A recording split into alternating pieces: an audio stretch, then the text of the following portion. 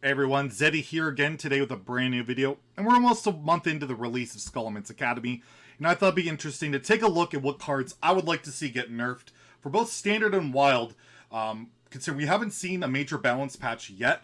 We had a minor one with Mindrender Lucia and Kael'thas Sunstrider both nerfed, but we haven't really seen that big balance patch that we normally see about a month or so into an expansion.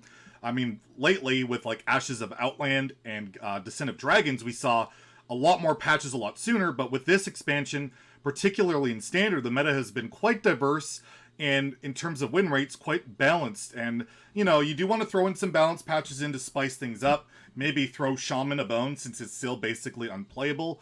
But I thought I would make some recommendations for nerfs in both Standard and Wild just to, you know, either it's like long-standing issues that, you know, they're just cards that have been problematic that probably should get addressed, or in terms of Wild, absolutely busted problem cards that are completely dominating and obliterating the meta there, making it for some people, including myself, just a really unfun format to play. So let's get going. I have 10 cards here that I would love to see get nerfed in the next balance patch for Scholomance Academy. So, starting out at number 10, we have Twilight Runner.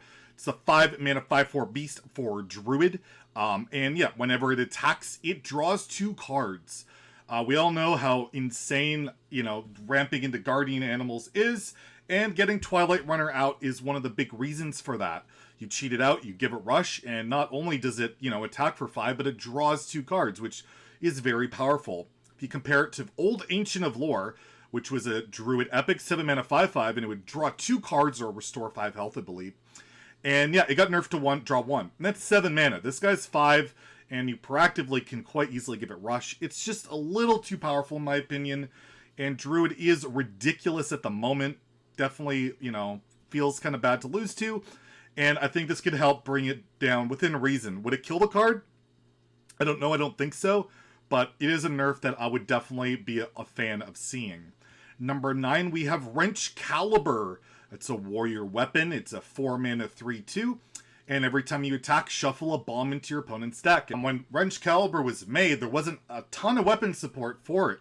You didn't have Corsair Cash, you didn't have Dr. Krasnov, and you didn't have Cutting Class. And well, now all these cards are there, and this card just feels ridiculous. It like can completely murder and solo one person alone, just with one weapon, because it never breaks, and every single time you hit, you shuffle a bomb into your opponent's deck, which is 5 damage, and man, does that pile up quickly. And I don't know, I don't particularly find Bomb Warrior an enjoyable archetype to face, nor really play. The old version was kind of cool. You had limited reach with your bombs, and then you would finish off with Grom, but now it's just super one-dimensional. Buff your weapon, go face, and eventually your opponent will die.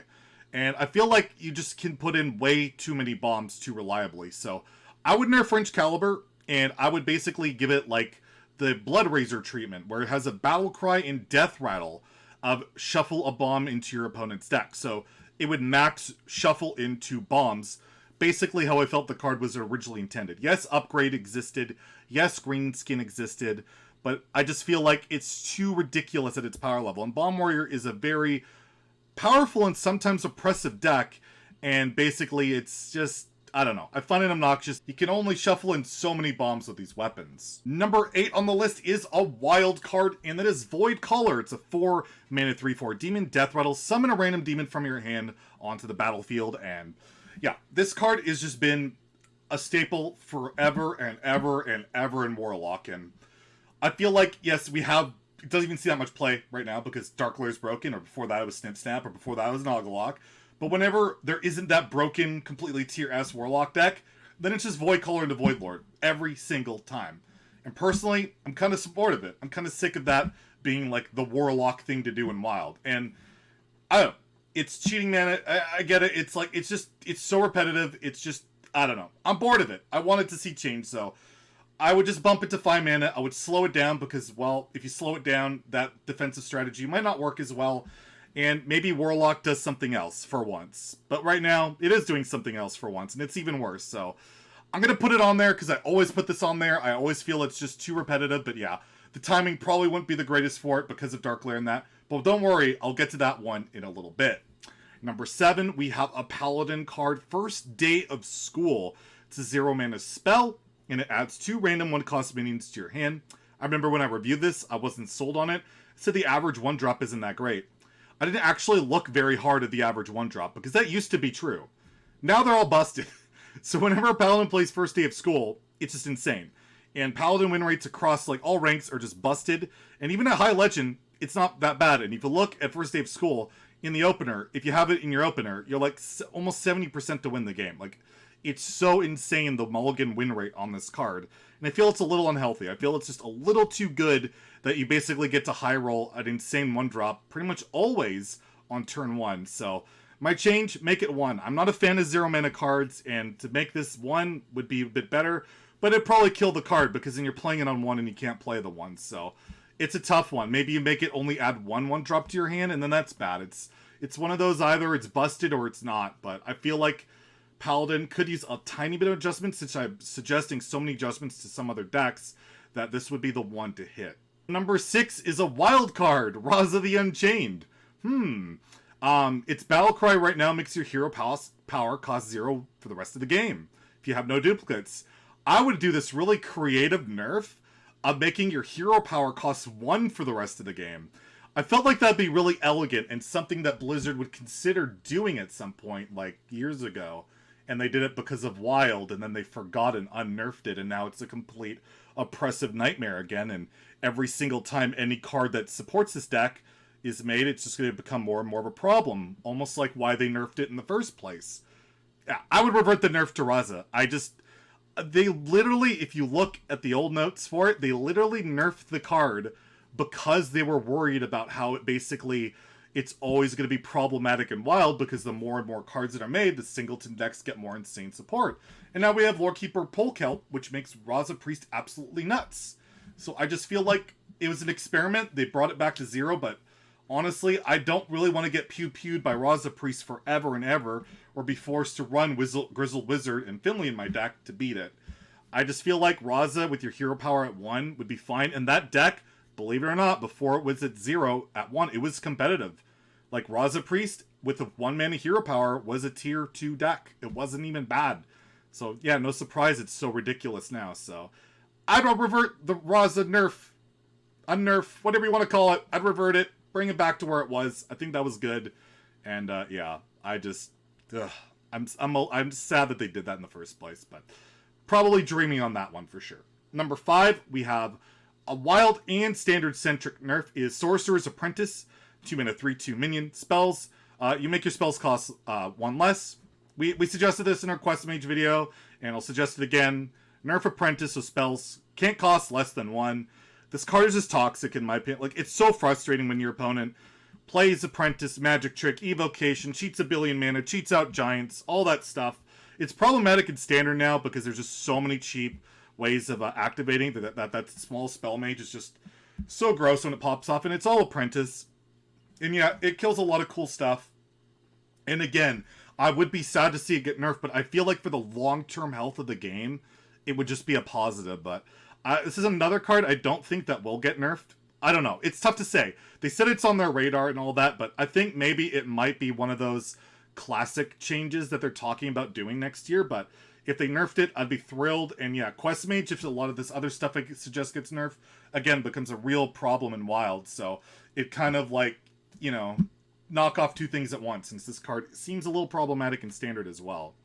On number 4, we have another card that would definitely affect Standard and Wild, and that's Reys Dead, the dual class spell for Warlock and Priest. It's currently 0 mana, and it adds 2 random friendly minions to your hand that have died this game.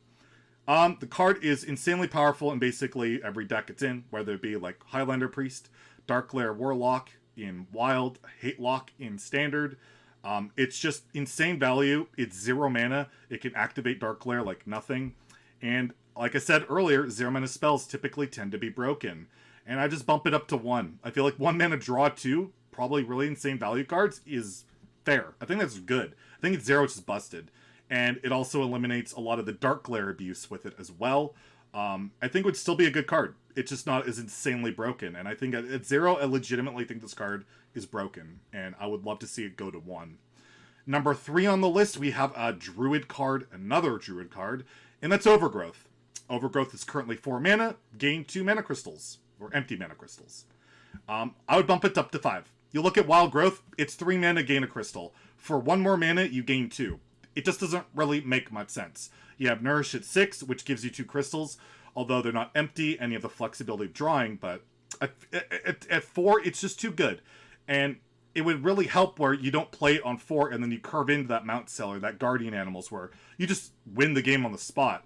You'd have to, wait till 5 to play. It slows that strategy down a lot more, and it just doesn't feel like they drew Overgrowth, you lose the game on the spot. I just feel at 4, it's just way too good. It's so good that in Wild, it's still really, really strong. And I don't know. The mana cheat, there's just too many sources of it. You have Lightning Bloom, you have Breath of Dreams, you have Wild Growth. There's just too many good options, and I just feel like Overgrowth at 5 makes a hell of a lot more sense. At number 2, I have Secret Passage. I listed this as the best and most powerful card, and yeah, I think it should get nerfed. It's just too good. Secret Passage, it's 1 mana, draw 5 cards, you swap it with your hand, and then you get your hand back that you did add. And you gotta keep all the cards you drew.